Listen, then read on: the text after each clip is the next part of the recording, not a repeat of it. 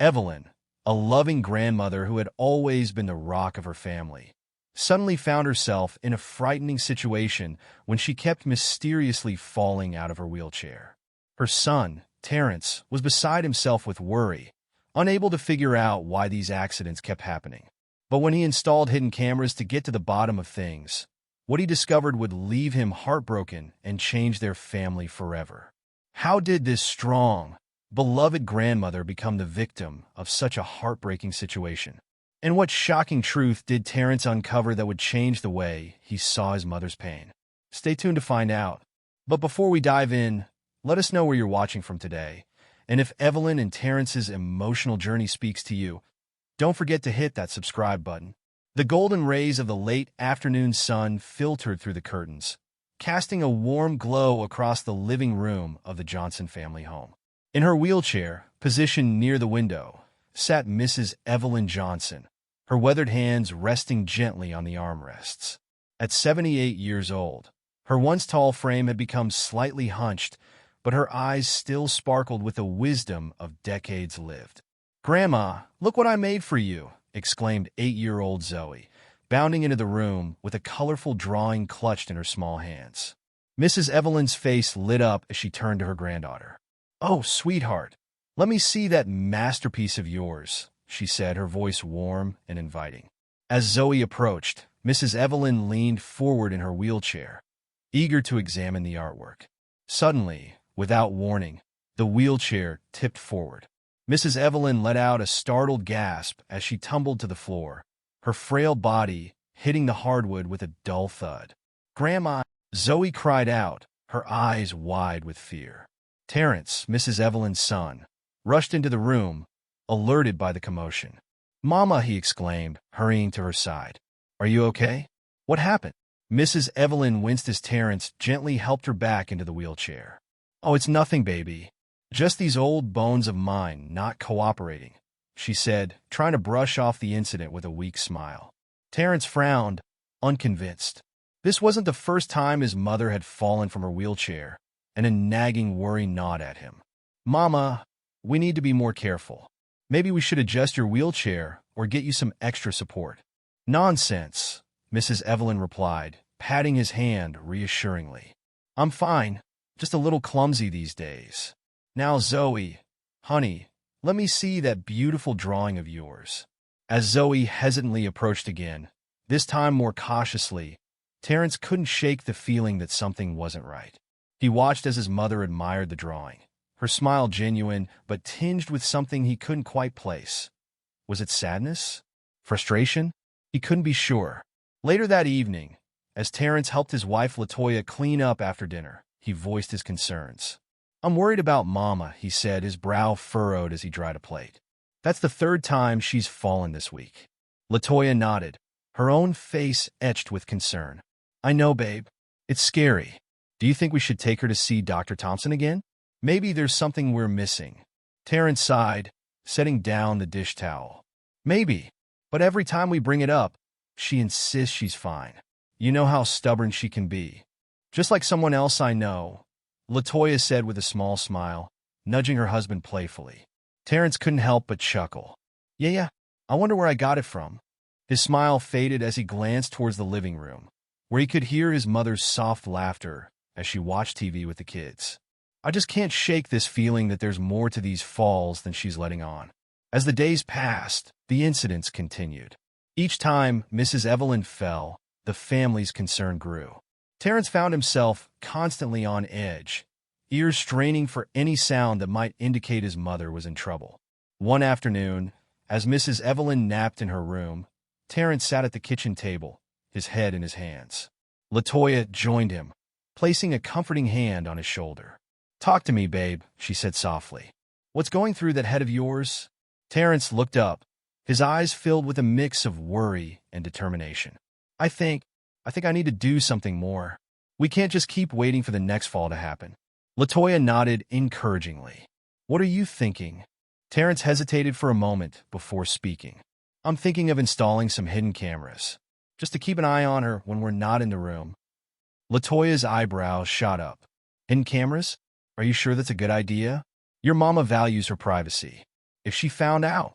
I know, Terrence said, running a hand through his short-cropped hair. But what choice do we have? We need to figure out what's causing these falls before she seriously hurts herself.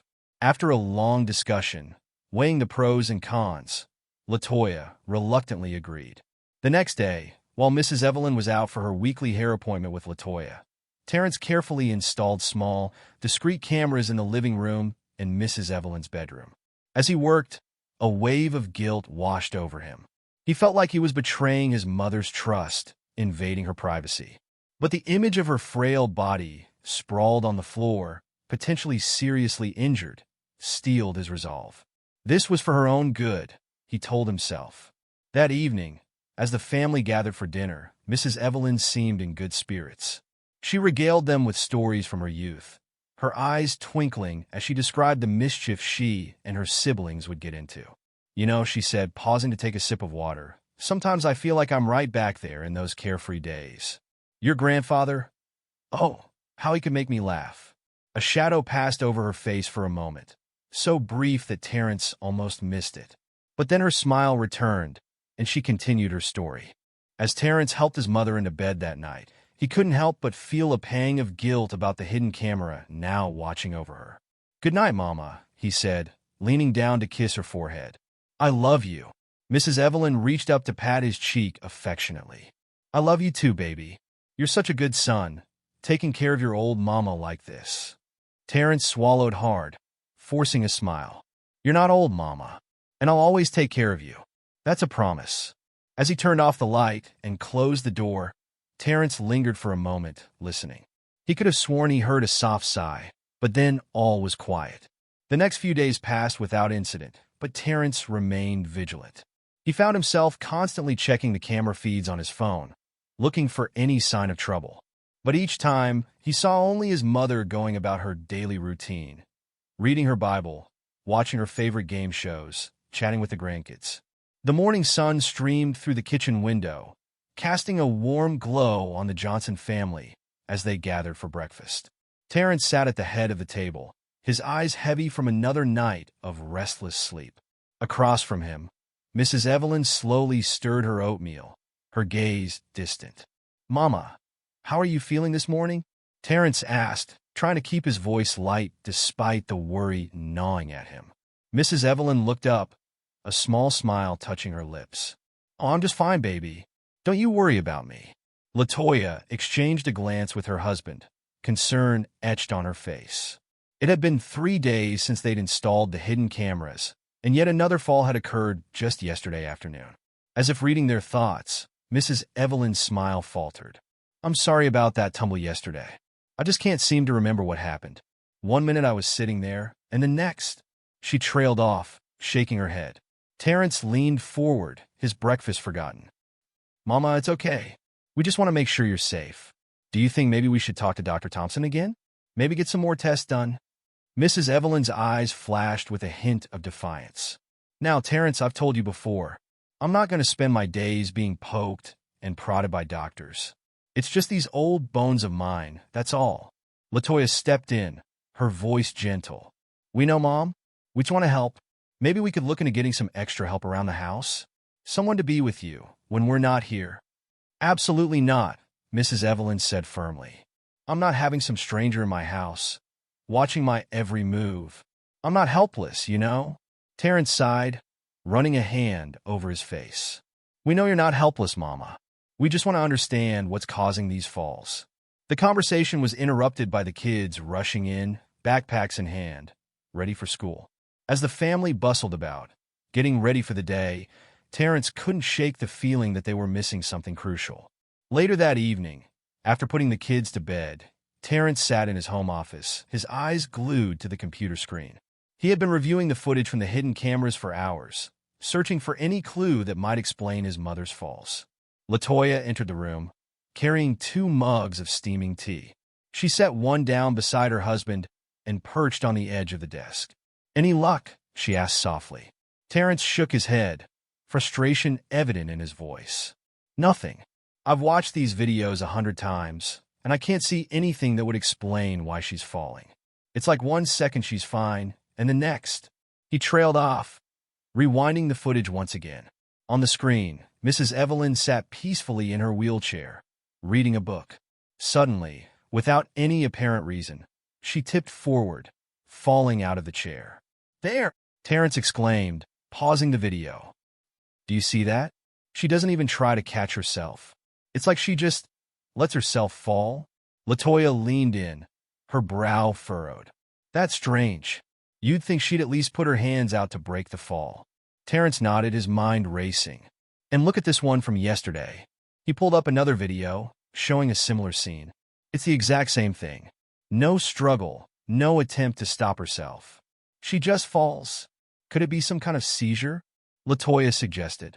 Something that's happening so fast we can't see it? Terrence shook his head. "I don't think so. Dr. Thompson didn't find any signs of neurological issues in her last checkup. And Mama says she doesn't remember feeling dizzy or losing consciousness."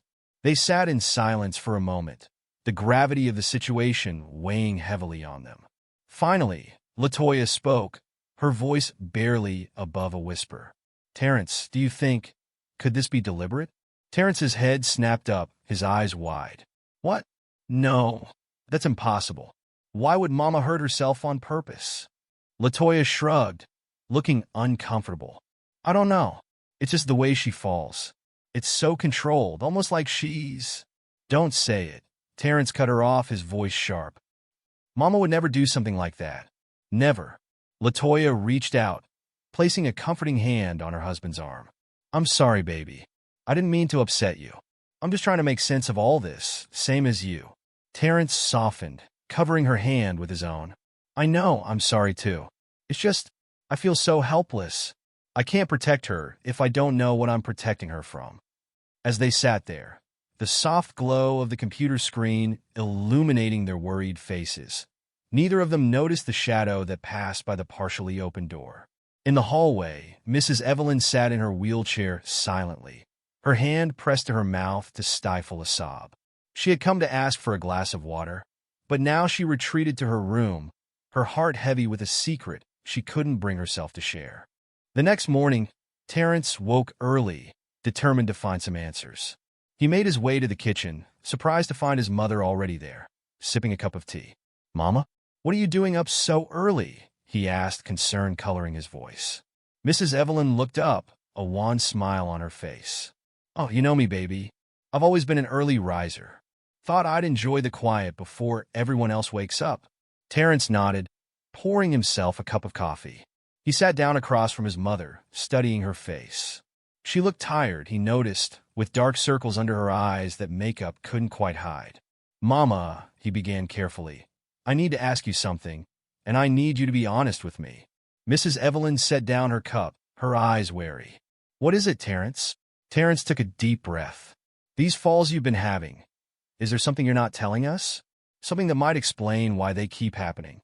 For a moment, something flickered in Mrs. Evelyn's eyes. Fear? Guilt? But it was gone so quickly, Terrence wasn't sure he'd seen it at all. "Terrence, baby, I've told you everything I know," she said, her voice steady. "I wish I could explain it, but I just can't remember what happens. One minute I'm fine, and the next—" She shrugged helplessly. Terrence nodded, trying to hide his disappointment. He had hoped that maybe, in this quiet moment, his mother might open up to him. But it seemed the mystery would remain unsolved, at least for now. As the days passed, the tension in the Johnson household continued to grow. Terrence found himself constantly on edge, jumping at every sound, terrified that it might be the thud of his mother falling again. Latoya tried to maintain a sense of normalcy for the kids, but even they could sense that something was wrong. One afternoon, as Terrence was reviewing yet another day's worth of footage, he noticed something odd. In each of the videos leading up to a fall, his mother seemed to be talking to herself. He leaned in closer, straining to hear what she was saying, but the audio wasn't clear enough. Frustrated, he called Latoya into the room. "Look at this," he said, pointing to the screen. "Do you see how her lips are moving just before she falls? It's like she's talking to someone, but there's no one there." Latoya frowned, studying the footage. "You're right. I wonder what she's saying." Terrence shook his head. "I can't make it out, but it happens every time, right before she falls." It can't be a coincidence. They looked at each other, the same thought crossing their minds. Could this be a sign of dementia? Was Mrs. Evelyn experiencing hallucinations? We need to talk to Dr. Thompson, LaToya said firmly. This isn't normal, Terrence. Whatever's going on, your mama needs help. Terrence nodded, feeling a mix of relief and dread. On one hand, they might finally get some answers. On the other, he was terrified of what those answers might be. That evening, as the family sat down to dinner, Terrence cleared his throat. "Mama," he began, trying to keep his voice steady, "LaToya and I have been talking, and we think it might be a good idea to schedule another appointment with Dr. Thompson." Mrs. Evelyn looked up from her plate, her fork pausing midway to her mouth. "Oh, and why is that?"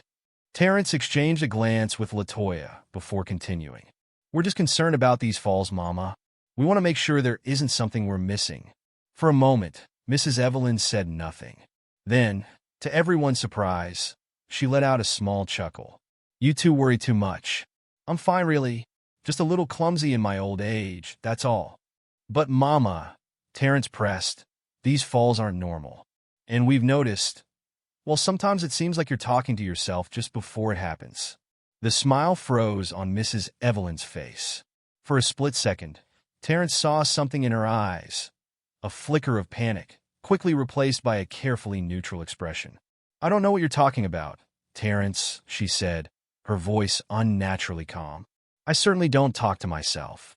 Maybe your eyes are playing tricks on you." LaToya stepped in, her voice gentle. "Mom, we're not trying to upset you. We just want to make sure you're okay. If there's something going on, something you're not telling us, we want to help." Mrs. Evelyn set down her fork, her appetite apparently gone. "I appreciate your concern, both of you. But I'm telling you, there's nothing wrong with me that a little rest won't cure. Now, if you'll excuse me, I think I'll turn in early tonight." Before anyone could protest, she wheeled herself away from the table and towards her room. Terrence and LaToya watched her go, their hearts heavy with worry and frustration. Later that night, as Terrence lay awake in bed, he couldn't shake the feeling that they were missing something crucial. He replayed the conversation at dinner in his mind, trying to make sense of his mother's reaction. Suddenly, he sat bolt upright, startling LaToya awake. "The cameras," he said, his voice urgent. "We need to check the cameras right now." Confused and groggy, LaToya followed her husband to the home office. Terrence quickly pulled up the live feed from his mother's room, his heart racing. On the screen, they saw Mrs. Evelyn sitting up in bed, her wheelchair pushed to the side. Her lips were moving, and this time, thanks to the camera's proximity, they could clearly hear what she was saying. "I'm trying, my love," she whispered, her voice thick with emotion. "I'm trying to join you, but they won't let me go." Terrence and LaToya looked at each other, shock and horror dawning on their faces as the terrible truth began to sink in. The mystery of Mrs. Evelyn's falls was finally unraveling, but the reality was far more heartbreaking than they could have ever imagined. Terrence's heart raced as he frantically searched through more footage. He wasn't able to make out her words earlier, but now he had an idea what she must be saying. To his horror, he found the same pattern repeated in every fall. Each time, his mother would whisper similar phrases. "I'm coming, darling. Just wait for me. We'll be together again, I promise. I can't bear this loneliness anymore. I'm on my way." The truth hit Terrence like a physical blow. These falls weren't accidents. They weren't caused by frailty or clumsiness. His mother was deliberately trying to hurt herself. They sat in stunned silence for a moment, the gravity of the situation settling over them like a heavy blanket. Finally, LaToya spoke, her voice barely above a whisper. "What do we do now?" Terrence ran a hand over his face, his mind racing. I don't know, but we can't ignore this. We have to confront her, get her help." LaToya nodded, squeezing her husband's shoulder. "First thing in the morning," she agreed. "We'll talk to her together." As they made their way back to bed, neither of them could shake the image of Mrs. Evelyn, alone in her room, whispering to a husband who was no longer there. Sleep didn't come easy that night. The next morning, Terrence woke early, his heart heavy with the knowledge of what he had to do. He found LaToya in the kitchen, already brewing a pot of coffee. They exchanged a look of silent understanding. "Is Mama up yet?" Terrence asked, his voice low. Latoya shook her head. I haven't heard her moving around. Do you want me to check on her? Terrence nodded, grateful for his wife's support. As Latoya disappeared down the hallway, he poured himself a cup of coffee, trying to steady his nerves. How do you confront your mother about something like this? A few minutes later, Latoya returned with Mrs. Evelyn. The elderly woman looked tired, dark circles under her eyes betraying a restless night. Good morning, Mama, Terrence said, forcing a smile. How did you sleep? Mrs. Evelyn waved a dismissive hand. Oh, you know how it is at my age. Sleep comes and goes. But I'm just fine. Don't you worry. Terrence and Latoya exchanged a glance. It was now or never. Mama, Terrence began, his voice gentle but firm. We need to talk about something important. Can you join us in the living room? A flicker of uncertainty passed over Mrs. Evelyn's face, but she nodded. Of course, baby. What's this about? As they settled in the living room, Mrs. Evelyn in her wheelchair and Terrence and Latoya on the couch across from her, an uncomfortable silence fell over them. Terrence took a deep breath, steeling himself for what was to come. Mama, he started, his voice cracking slightly. We know about the falls. We know they're not accidents. Mrs. Evelyn's face remained impassive, but her hands tightened on the armrests of her wheelchair. I don't know what you're talking about, Terrence. I told you I'm just a little clumsy these days. Terrence leaned forward, his eyes pleading. Mama, please. We saw the footage. We heard what you were saying before each fall. For a moment, Mrs. Evelyn said nothing. Then, almost imperceptibly, her shoulders sagged. You've been watching me? She asked, her voice small and defeated. We were worried about you, Latoya explained gently. We just wanted to understand what was causing the falls. We never expected. She trailed off, unable to finish the sentence. Mrs. Evelyn looked away, her gaze fixed on a framed photo of her late husband on the mantel. Show me, she said quietly. Terrence hesitated, then nodded. He retrieved his laptop and pulled up one of the video clips. As they watched together, Mrs. Evelyn's whispered words filled the room. I'm coming, my love. We'll be together soon. When the clip ended, there was a heavy silence. Then, to Terrence and Latoya's surprise, Mrs. Evelyn began to laugh. It was a hollow, mirthless sound that soon gave way to heart-wrenching sobs. Oh, look at me, she cried, tears streaming down her weathered cheeks. What a foolish old woman I've become. Terrence moved to kneel beside his mother's wheelchair, taking her trembling hands in his. Mama, please. Talk to us. Help us understand. Mrs. Evelyn took a shaky breath, her eyes meeting her son's. I miss him, Terrence. I miss your father so much it physically hurts. Every day without him feels like an eternity. Terrence felt his own eyes filling with tears. I know, Mama. We all miss him. But this, what you're doing, it's not the answer. Mrs. Evelyn shook her head, a bitter smile on her lips. You don't understand, baby. You have your whole life ahead of you. Your beautiful wife, your children. But me? I'm just a burden now, a shell of who I used to be. That's not true, Latoya exclaimed, moving to join them. You're not a burden, Mom. You're the heart of this family. Am I? Mrs. Evelyn asked, her voice tinged with sadness. Look at me. I can't even take care of myself anymore. I'm trapped in this chair, dependent on all of you for everything. This isn't living, it's just existing. Terrence squeezed his mother's hands, his heart breaking for her pain. Mama, listen to me. You are not a burden. You are loved, deeply and completely. We need you here with us. Mrs. Evelyn's eyes filled with fresh tears. But I need him, Terrence. Your father was my whole world for over 50 years. How am I supposed to go on without him? By remembering that you're not alone, Latoya said softly. We're here for you, Mom. All of us. And we want to help you through this. For a long moment, Mrs. Evelyn said nothing. Then, slowly, she nodded. I'm sorry, she whispered. I'm so sorry. I didn't mean to hurt you all like this. I felt so lost. Terrence stood, pulling his mother into a gentle embrace. We're going to get through this together, Mama. I promise. But you have to promise me something too. Mrs. Evelyn looked up at her son, her eyes questioning. Promise me you'll stop trying to hurt yourself, Terrence said, his voice firm but loving. "Promise me you'll let us help you." Mrs. Evelyn hesitated, then nodded. "I promise," she said softly. "I'll try." As the family held each other close, tears flowing freely, a sense of both relief and trepidation filled the room. They had uncovered the painful truth, but the road ahead would not be easy. There were wounds to heal, trust to rebuild, and a grieving process that had been interrupted for far too long.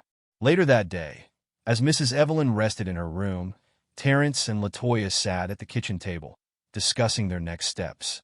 "We need to get her professional help," Latoya said, her voice firm. "A therapist who specializes in grief counseling for the elderly." Terrence nodded in agreement. "And we need to make some changes around here. We can't leave her alone so much. Maybe we could look into some part-time in-home care?" As they continued to plan, both felt a mixture of hope and apprehension.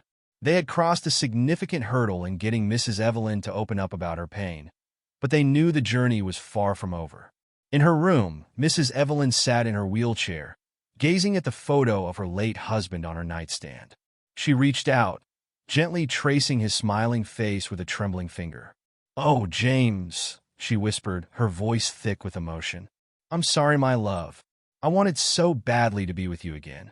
But our boy needs me here a little longer. Can you wait for me, darling? Just a little while longer?" As she spoke, a warm breeze drifted through the open window, rustling the curtains. For a moment, Mrs. Evelyn could have sworn she felt a familiar, comforting presence in the room. A small smile touched her lips as she closed her eyes, allowing herself to remember the good times, the laughter, the love she had shared with her husband. For the first time in a long while, Mrs. Evelyn felt a glimmer of hope. The pain was still there, a constant ache in her heart, but it was tempered now by the knowledge that she wasn't alone. Her family loved her, needed her, and maybe, just maybe, that could be enough to keep her going.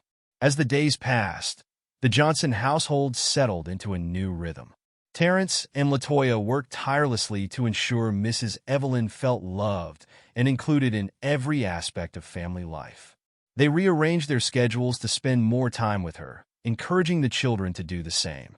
One evening, as they sat around the dinner table, Latoya broached a subject they'd been discussing privately. "Mom," she said gently, "Terrence and I have been thinking. We believe it might be helpful for you to talk to someone professional about your feelings. A therapist who specializes in grief counseling for seniors." Mrs. Evelyn's fork paused halfway to her mouth. She set it down slowly, her brow furrowing. "A therapist? I don't know, honey. At my age, talking to a stranger about my feelings seems, well, it seems a bit pointless." Terrence leaned forward, his voice earnest. "Mama, it's not pointless. Grief doesn't have an age limit. And sometimes, talking to someone outside the family can provide a different perspective, help us see things we might miss." Mrs. Evelyn looked uncertain, her eyes darting between her son and daughter-in-law. I don't know if I can do that. Open up to a stranger about James, about what I tried to do." Latoya reached out, covering Mrs. Evelyn's hand with her own. "Mom, the therapist isn't there to judge you. They're there to help you process your grief, to find healthy ways to cope with your pain." Terrence nodded in agreement. "We'll be with you every step of the way, Mama. If you want, one of us can go with you to the sessions, at least at first." Mrs. Evelyn was quiet for a moment, her gaze distant. Finally, she took a deep breath and nodded. "All right, I'll try it. For you, for the family, I'll try." The relief on Terrence and Latoya's faces was palpable. Terrence squeezed his mother's shoulder gently. "Thank you, Mama. That's all we ask. Just try." The next week, Mrs. Evelyn had her first therapy session with Dr. Eleanor Wright, a kind-faced woman in her 60s who specialized in geriatric grief counseling. Terrence accompanied his mother, sitting in the waiting room during the session. When Mrs. Evelyn emerged an hour later, her eyes were red-rimmed from crying, but there was a lightness to her that Terrence hadn't seen in months. On the drive home, she was quiet, lost in thought. "How did it go, Mama?" Terrence asked gently as they pulled into the driveway. Mrs. Evelyn turned to him, a small smile on her lips. It was good, baby. Hard but good. Dr. Wright, she understands. She's helping me see that my feelings are normal, that grieving is a process. Terrence felt a surge of hope. That's wonderful, Mama. I'm so proud of you for doing this. Mrs. Evelyn reached out, patting her son's hand. Thank you for pushing me to do it. I think this might really help. As the weeks passed, Mrs. Evelyn continued her therapy sessions. Slowly but surely, the family began to see changes. She started to open up more, sharing stories about James that made her smile instead of cry. She began to take an interest in her surroundings again, asking about the children's activities and Terrence's work. One Saturday morning, as Terrence was helping his mother into her wheelchair, she surprised him with a request. Baby, do you think we could go to the park today? I'd like to feed the ducks like James and I used to do. Terrence felt his heart swell with joy. Of course, Mama. That's a wonderful idea. We'll make a family day of it. The park outing was a resounding success. Mrs. Evelyn laughed as she watched her grandchildren chase the ducks, her eyes twinkling with a spark of life that had been missing for so long. As they sat by the pond, she regaled the family with stories of her and James's early dates in this very park. He proposed to me right over there, she said, pointing to an old oak tree. Got down on one knee and everything, right in front of everyone. I was so embarrassed, but oh, so happy. Terrence watched his mother as she spoke, marveling at the change in her. There was still sadness in her eyes, but it was tempered now by fond remembrance and love. That evening, as Terrence was tucking his mother in a bed, she reached out and took his hand. Terrence, she said softly, I want you to know something. What is it, Mama? He asked, sitting on the edge of her bed. Mrs. Evelyn's eyes shimmered with unshed tears, but her smile was genuine. I'm glad I'm still here. I'm glad you didn't let me give up. I think James would be proud of us, don't you? Terrence felt his own eyes fill with tears. He leaned down, pulling his mother into a gentle embrace. You would, Mama? He'd be so proud of you. And so am I. As the months passed, the Johnson family settled into a new normal. Mrs. Evelyn continued her therapy sessions, gradually learning to navigate her grief in healthier ways. The family made a concerted effort to keep her involved in their daily lives, from helping with homework to planning family outings. One evening, as they sat around the dinner table, Mrs. Evelyn surprised everyone with an announcement. I've been thinking, she said, her voice steady and clear. I'd like to start a grief support group at the community center for other seniors who've lost their spouses. Dr. Wright thinks it's a good idea, and, well, I think I could help others who are going through what I did. The table fell silent for a moment, everyone processing this unexpected declaration. Then, Terrence broke into a wide smile. Mama, that's a wonderful idea. I think you'd be great at that. LaToya nodded enthusiastically. Absolutely, Mom. Your experience could really help others who are struggling. Mrs. Evelyn's eyes sparkled with a mixture of excitement and nervousness. You really think so? I'm not sure I'm qualified, but I know how much it would have helped me to talk to someone who understood in those early days. Terrence reached out, squeezing his mother's hand. You're more than qualified, Mama. Your strength, your journey, it's inspiring. And I know Dad would be so proud of you for wanting to help others. At the mention of James, Mrs. Evelyn's eyes misted over, but her smile remained. You're right, baby. James always did say I had a gift for comforting people. Maybe this is my way of honoring his memory. As the family discussed the logistics of starting the support group, Terrence couldn't help but marvel at the transformation in his mother. The woman who had once been so lost in her grief that she tried to harm herself was now looking to use her experience to help others. It was a testament to her strength, to the power of love and support, and to the human spirit's capacity for healing. Later that night, as Terrence lay in bed reflecting on the day's events, he felt a profound sense of gratitude wash over him. The journey had been difficult, filled with pain and heartache, but they had come through it together. His mother was finding purpose again, rediscovering joy in life. He thought back to those dark days when he had first discovered the truth behind her falls. The fear, the helplessness he had felt seemed like a distant memory now. They had faced the darkness together and emerged stronger for it. As he drifted off to sleep, Terrence sent a silent thank you to the universe. for the hidden cameras that had revealed the painful truth, for the strength his mother had found to keep fighting, for the love that had carried them through. They had weathered the storm, and though the seas might never be completely calm again, they had learned to navigate the waves together. In her room, Mrs. Evelyn lay awake, her thoughts drifting to James. She reached out, touching the empty space beside her where he used to sleep. "I'm doing it, my love," she whispered into the darkness. "I'm living, just like you would have wanted, and I'm going to help others do the same. Watch over me, darling.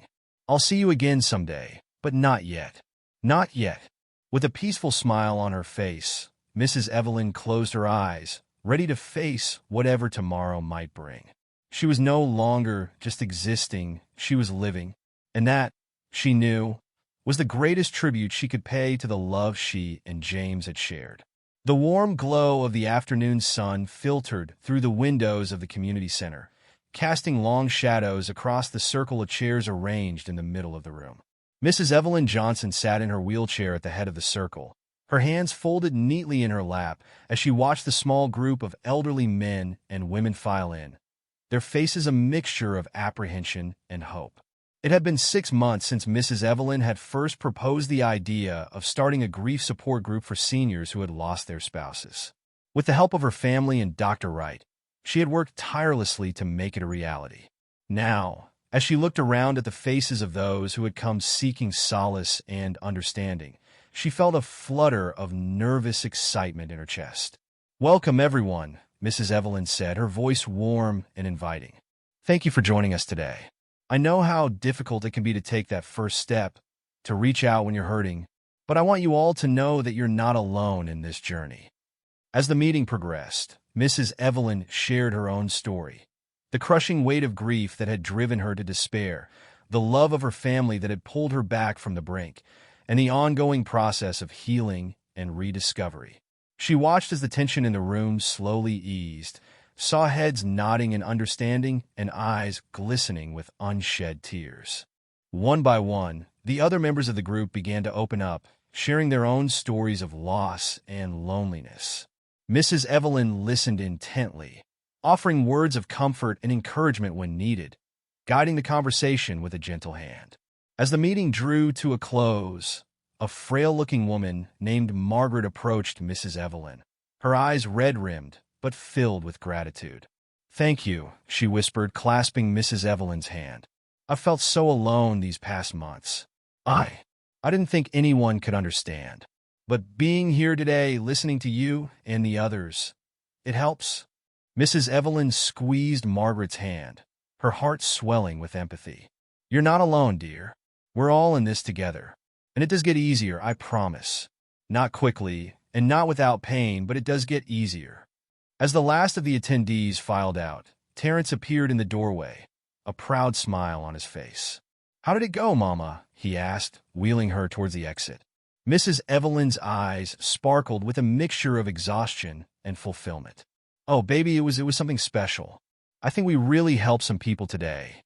And you know what? I think they helped me too." Terrence leaned down, planting a kiss on his mother's cheek. "I'm so proud of you, Mama. Dad would be too, you know." Mrs. Evelyn nodded, a bittersweet smile touching her lips. "I know, baby. I felt him with me today, cheering me on."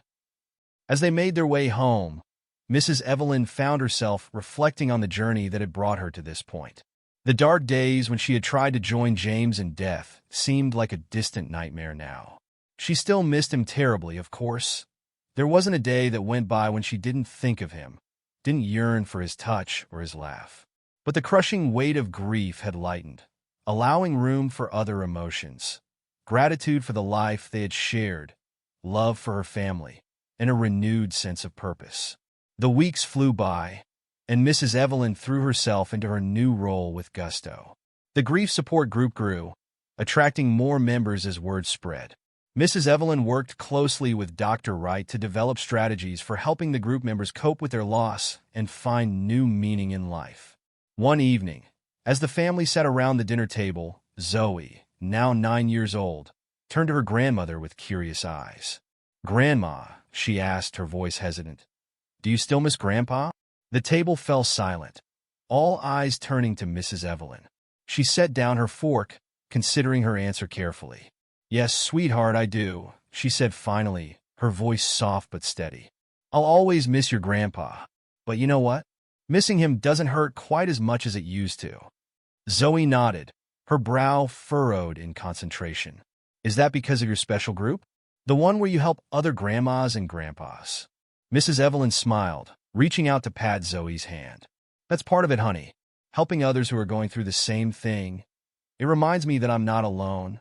And it makes me feel like I'm honoring your grandpa's memory by spreading the love he gave me. Terrence watched this exchange with a lump in his throat. The transformation in his mother never ceased to amaze him.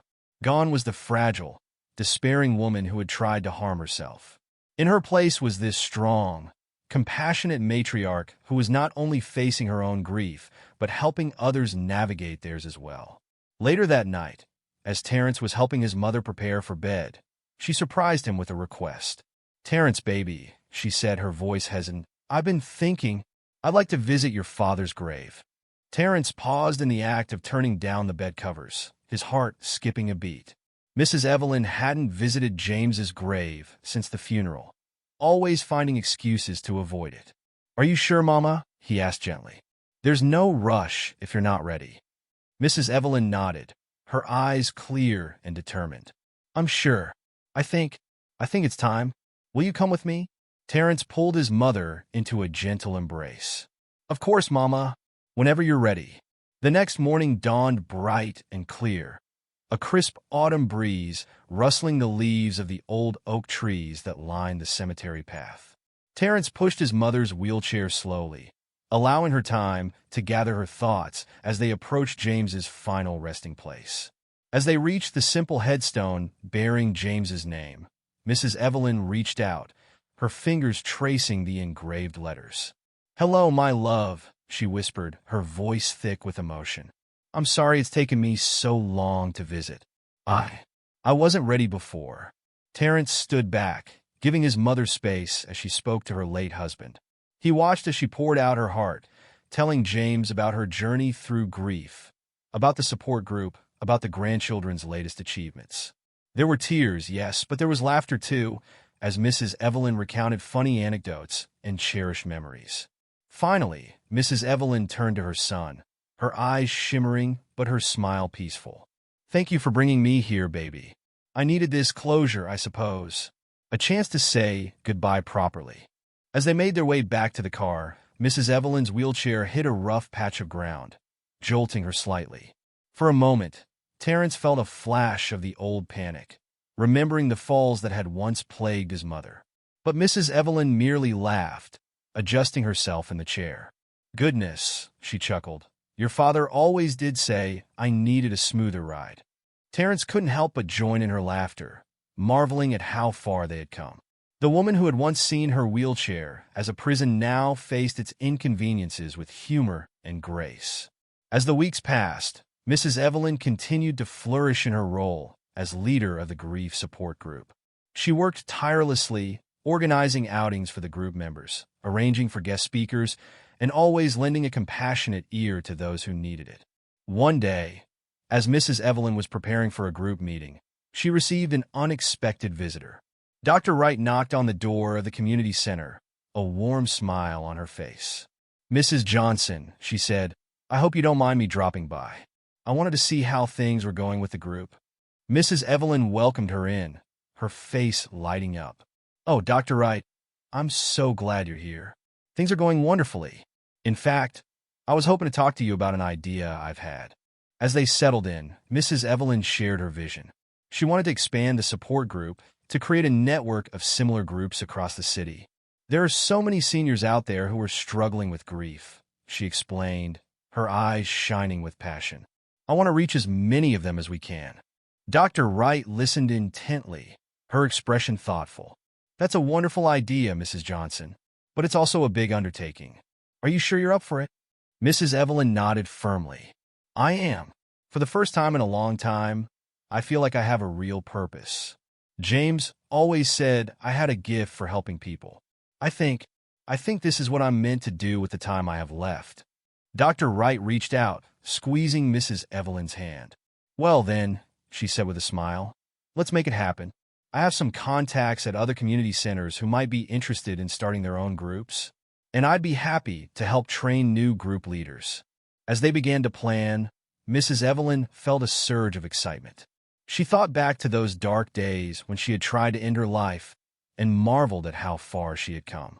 The pain of losing James would always be with her, but it no longer defined her. Instead, it had become the catalyst for a new chapter in her life, one filled with purpose and the opportunity to make a difference in the lives of others. That evening, as the family gathered for dinner, Mrs. Evelyn shared her plans for expanding the support group network. Terrence and Latoya listened with growing amazement as she outlined her vision, her eyes alight with enthusiasm. "Mama," Terrence said when she had finished, "this is incredible. But are you sure it's not too much? We don't want you overexerting yourself." Mrs. Evelyn fixed her son with a determined look. "Terrence, baby, I may be old and I may be in this wheelchair, but I am far from finished. This work, it gives me strength. It makes me feel alive in a way I haven't felt since your father passed." Latoya reached out, squeezing her mother-in-law's hand. "We're so proud of you, Mom. If this is what you want to do, we're behind you 100%. As the weeks turned into months, Mrs. Evelyn's vision began to take shape. With the help of Dr. Wright and a team of volunteers, new grief support groups were established in community centers across the city. Mrs. Evelyn took on the role of mentor, training new group leaders and sharing her experiences.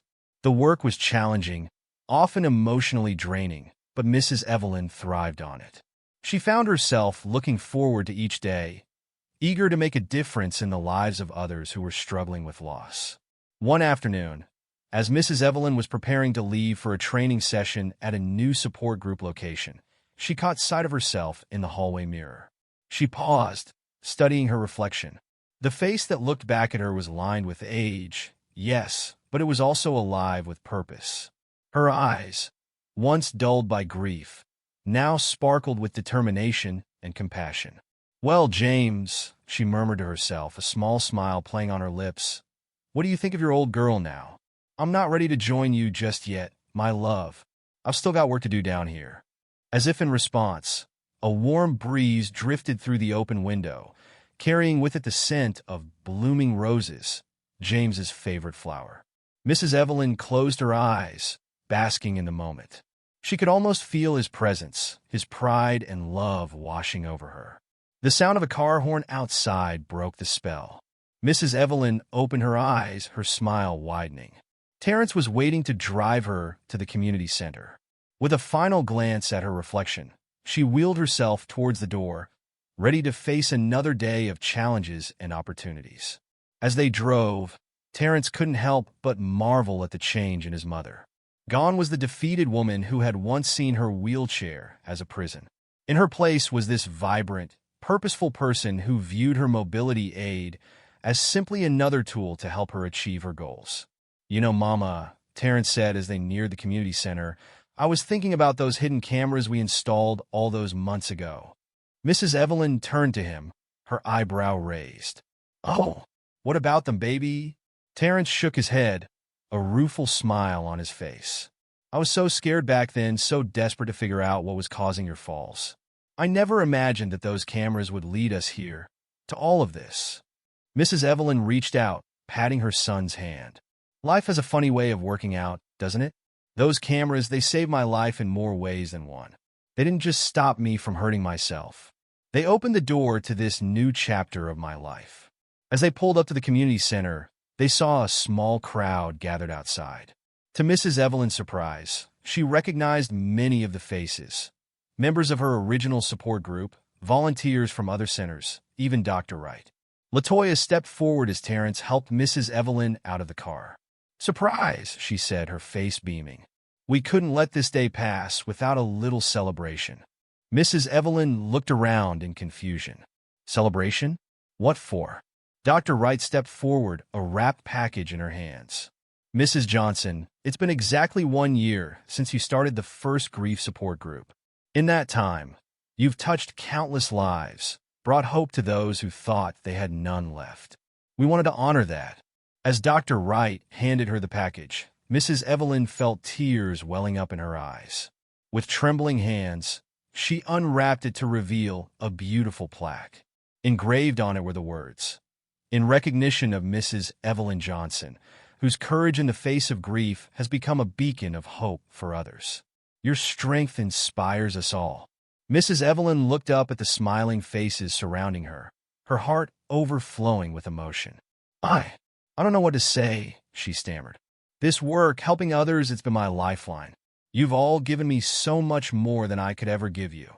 Margaret, the woman from the first support group meeting, stepped forward.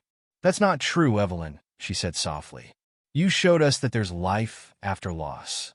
You gave us hope when we thought all was lost. We can never thank you enough for that." As the group moved inside for a small reception, Mrs. Evelyn found herself surrounded by well-wishers, each with a story to share about how the support group had helped them. She listened with a full heart, marveling at the ripple effect of healing that had spread from her own journey through grief. Later that evening, as the family sat around the dinner table, the mood was celebratory. Zoe had made a special card for her grandmother, decorated with glitter and hand-drawn flowers. "You're my hero, Grandma," she said shyly as she presented it. Mrs. Evelyn pulled her granddaughter into a tight hug. "Oh, sweetheart," she murmured, her voice thick with emotion. "You and your brother, your parents, you're all my heroes. I wouldn't be here without you." As the night wore on and the younger children were put to bed, Mrs. Evelyn found herself sitting on the back porch with Terrence and Latoya. The night was clear, a blanket of stars twinkling overhead. "I've been thinking," Mrs. Evelyn said after a comfortable silence, "about those dark days when I was trying to join your father." Terrence tensed slightly, but Mrs. Evelyn reached out, patting his hand reassuringly. No, don't worry, baby. I'm not going back there.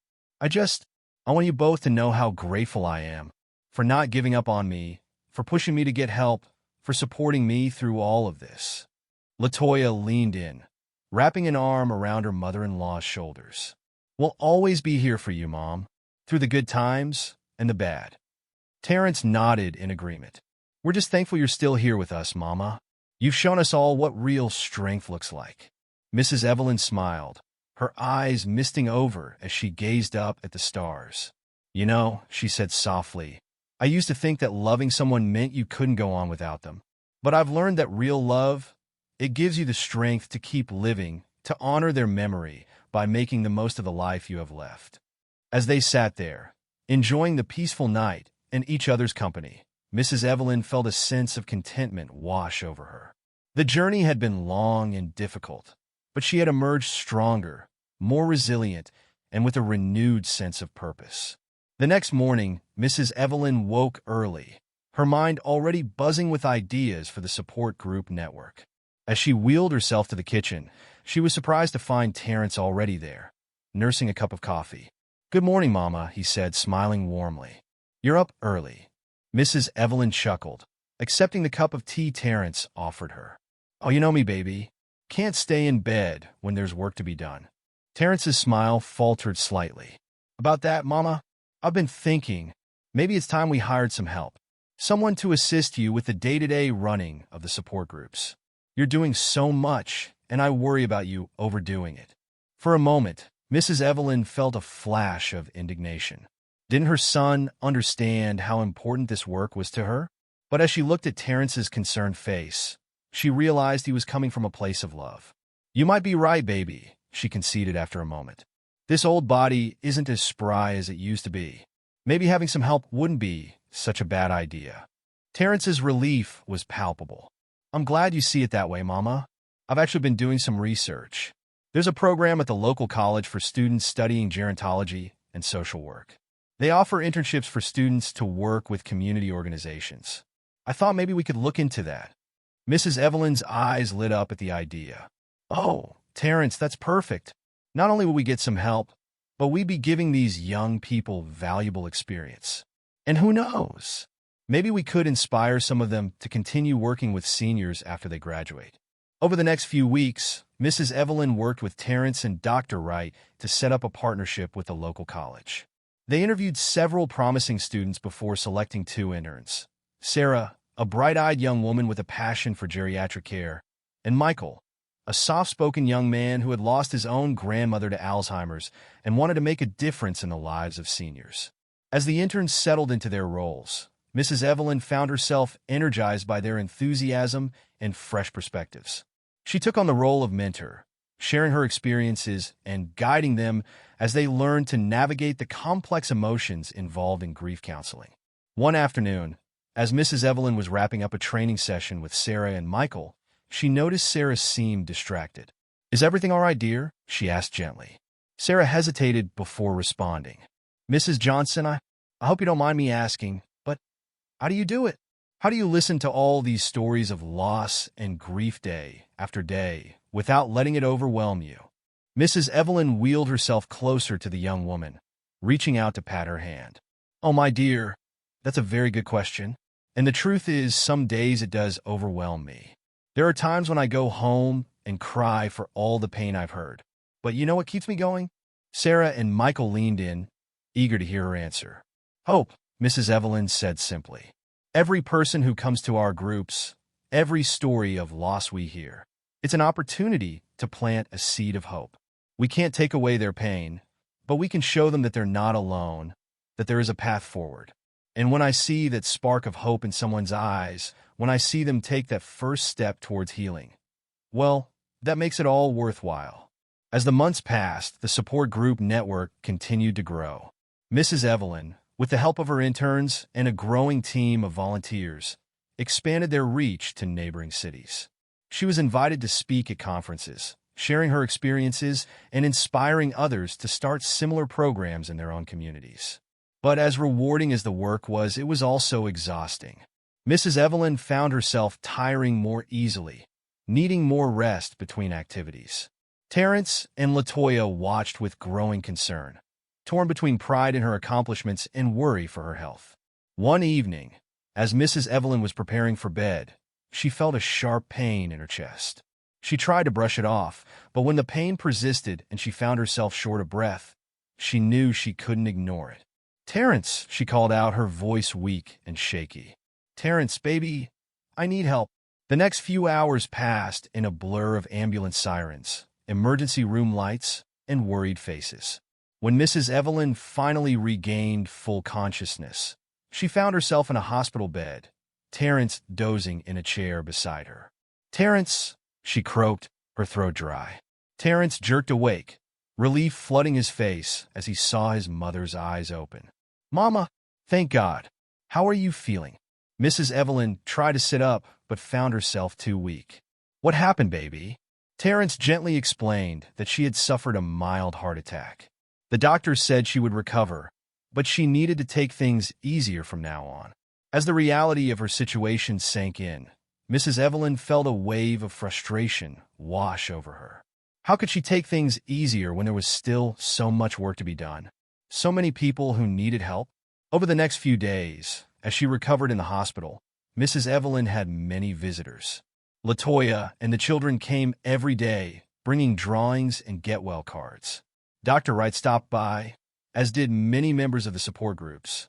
Sarah and Michael visited too, assuring her that they were keeping things running smoothly in her absence. On the day before she was due to be discharged, Mrs. Evelyn had an unexpected visitor. Margaret, the woman from her very first support group meeting, knocked gently on the door. "Margaret," Mrs. Evelyn exclaimed, genuinely pleased to see her friend. "What a lovely surprise." Margaret sat down beside the bed, taking Mrs. Evelyn's hand in hers. "Evelyn, my dear, we've all been so worried about you. How are you feeling?" Mrs. Evelyn sighed. "Oh, I'm on the mend, but I'm frustrated, Margaret. There's so much more I want to do, so many people who need help. And now the doctors are telling me I need to slow down." Margaret listened patiently, a knowing look in her eyes. When Mrs. Evelyn finished, she squeezed her hand gently. "Evelyn, do you remember what you told me at that first meeting? When I was drowning in grief and couldn't see a way forward?" Mrs. Evelyn shook her head, unable to recall the specific conversation. "You told me that healing isn't a race, it's a journey," Margaret continued. "You said that it's okay to take breaks, to rest when we need to. That self-care isn't selfish, it's necessary." She paused, her eyes twinkling. I think it's time you took your own advice, my friend." As Margaret's words sank in, Mrs. Evelyn felt tears welling up in her eyes. She had been so focused on helping others that she had neglected her own well-being. And in doing so, she had nearly robbed her family and all the people who depended on her of her presence in their lives. "Oh, Margaret," she said softly, "when did you get so wise?" Margaret chuckled. "I learned from the best, didn't I?" That conversation marked a turning point for Mrs. Evelyn. When she returned home from the hospital, she sat down with Terrence, Latoya, and Dr. Wright to discuss the future of the support group network. "I've realized something," she told them. "This work, helping others through their grief, it's bigger than just me now. It needs to be able to continue even when I can't be there every day." Together, they devised a plan to restructure the organization.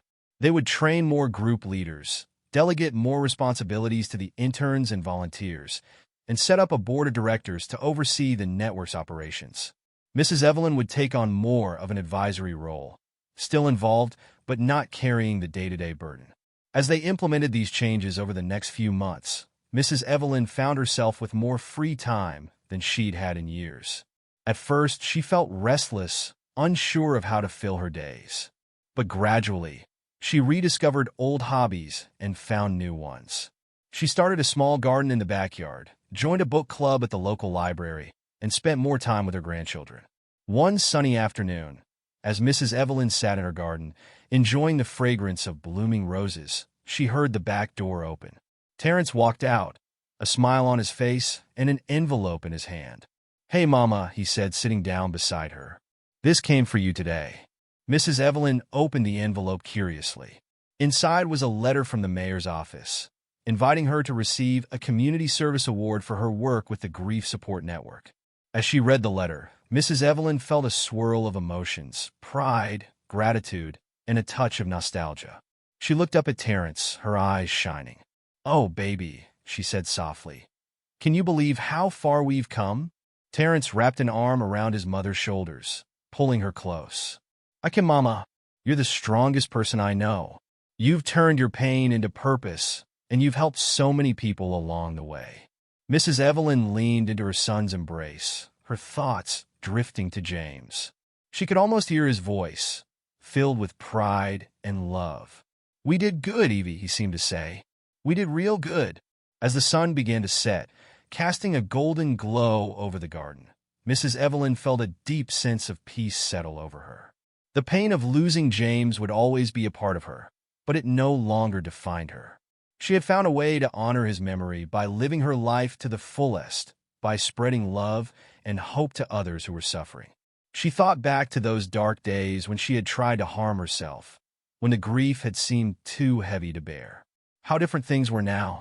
She had faced her pain, worked through it, and emerged stronger on the other side.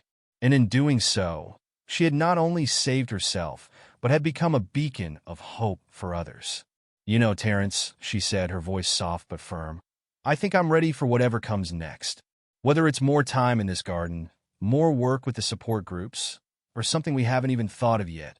I'm ready, because now I know that as long as we have love, as long as we have each other, we can face anything." Terrence squeezed his mother's hand, his heart full of love and admiration. "That we can, Mama, that we can." As they sat there, watching the sky turn from gold to pink to deep purple, Mrs. Evelyn felt grateful for every moment, the joyous ones and the painful ones alike. For it was all of these moments, strung together, that had brought her to this place of peace and purpose. And as the first stars began to twinkle in the darkening sky, Mrs. Evelyn whispered a quiet thank you to her family, to the friends who had supported her, to the countless individuals whose lives had touched hers through the support groups. But most of all, she thanked James, her beloved husband, whose love had given her the strength to keep living, to find meaning in the face of loss, and to transform her grief into a force for good in the world. As night fell fully, Terrence helped his mother back into the house. Mrs. Evelyn paused at the doorway, taking one last look at the starlit sky. "Good night, my love," she whispered, a serene smile on her face. "Until we meet again, I'll keep living, loving, and making you proud." And with that, she wheeled herself inside, ready to embrace whatever new adventures tomorrow might bring. And that's the incredible story of Evelyn and Terrence, a family's journey from heartbreak to healing. What started as a series of mysterious falls led to the discovery of a deep, hidden pain that no one had seen coming.